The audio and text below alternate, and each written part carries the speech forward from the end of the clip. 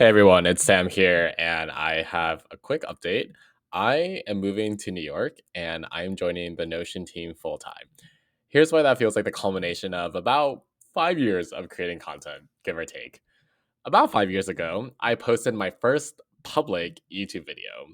To be clear, I had posted videos before, but they were always unlisted or private. Shout out my Arizona State University 2019 speech and debate vlog in particular, and to the 10 friends or so that I sent that to. I hope you enjoyed. With the encouragement of my parents and sister, I decided to try something with this channel. Did I think about the YouTube channel going viral? Of course, yes, yes. Did it happen? No, it did not. I think my last video got like 22 views. Did I think about eventually monetizing my content? Also, of course. Did it happen? Actually, yeah, and I'm really grateful for that. But back then, I was just an almost 20 something getting ready to navigate the world of COVID, school, and work. And over time, as content does, my YouTube channel evolved. It went from vlogs to how to's to just being an amplifier for my current podcast on how to help young professionals do more with less. Speaking of the podcast, Mindful Notions, I still don't know exactly what compelled me to start a podcast 3 years ago. It was originally called College Conscience, now part of the Mindful Notions brand. Maybe it was just an intuitive desire to have more meaningful and nuanced conversations with friends besides what classes are you taking or where do you want to work. But I don't think I would have started my podcast if I hadn't started my YouTube channel. I definitely don't think I would have gotten a full time podcast producing role if I hadn't already had my podcast. So there's a chain of logic here. One of the through lines across all the different content streams and roles has been my use of Notion, which is a productivity tool. Let's be clear, there are several great productivity tools readily available on the App Store. But I don't think it's an accident that out of all of those productivity tools, only one has really stuck while I do creative work that I love. Actually, it's probably the farthest thing from an accident. What drew me to Notion was that it could be as simple or as complex as you wanted it to be. If I wanted to spend the rest of my life making simple pages with the most sophisticated feature being a tastefully placed toggle every 3 blocks, that'd be perfectly fine. But for me, I really enjoyed using Notion both for my creative work and then learning the slightly more technical aspects of software. To be clear, I don't code. I have a very, very limited understanding of HTML, CSS, and JavaScript. Shout out to CodePath for that. But I do have a better understanding of things like APIs, MCPs, and things like relational databases because of Notion. Beyond the technical, I've also kept better track of the developments of AI. Maybe you're also keeping up with that specific topic via my podcasts, whether that's Cities Decoded, speaking with AI professionals in both DC and New York, or on Mindful Notions with our latest series, Accessible Intelligence, where I speak with 3 other young professionals who are all great friends of mine as we figure out this AI thing together.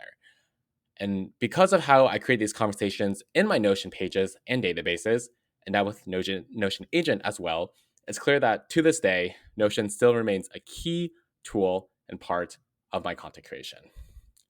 Here's the unique thing about Notion: it's not going to fix all of your problems.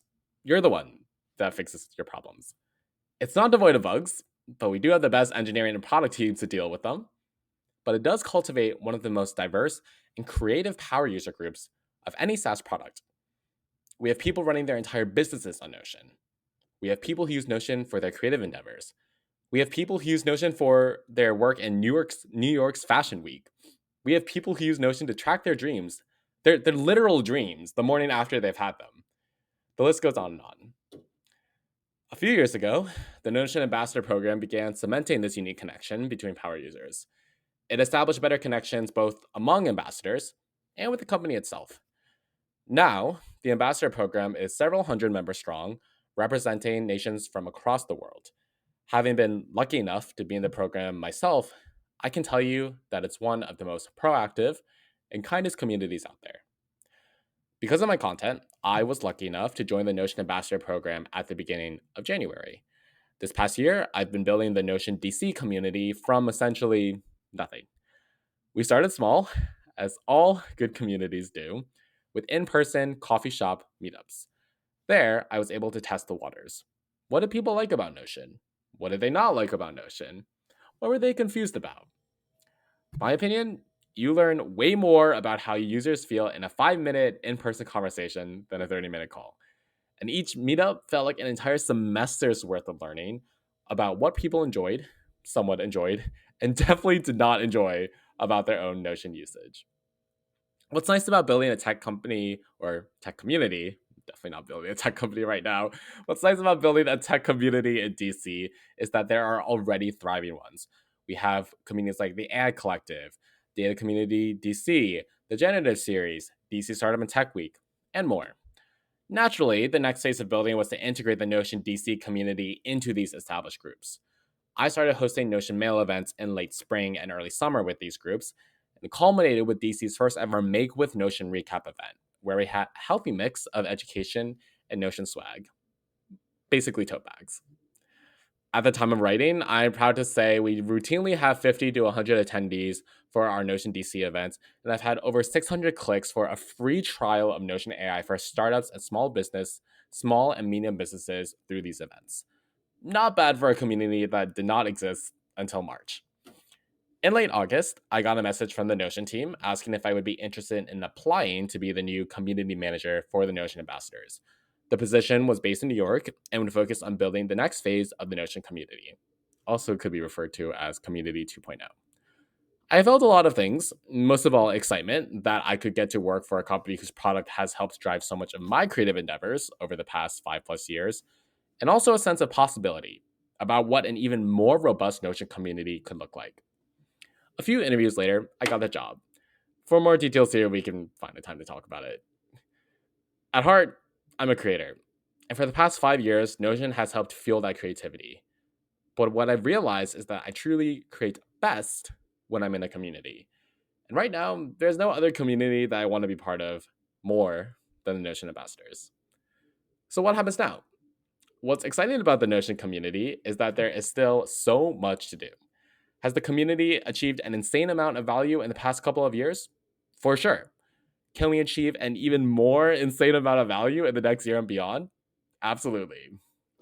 For this Substack, we'll be reverting to non tech content after the last two Accessible Intelligence episodes with my co hosts Hillary, Austin, and Megan, and more of the informal life conversations that embody more of the early days of the podcast, where it was just me and my friends, and now there will be both old and new friends.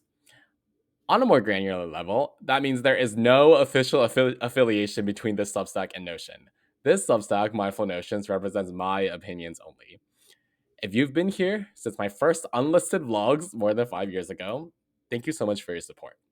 If you're meeting me for the first time in my new role as Notion's community manager for the ambassadors, I'm so eager to see how I can help you make your work better. Let's go, guys. It's only onwards and upwards, as I love to say. I'm realizing now that my phone is covering the end recording button, so there will be a bit of a lag as I figure out how to end this recording smoothly. But I hope to see you soon. Take care. Bye.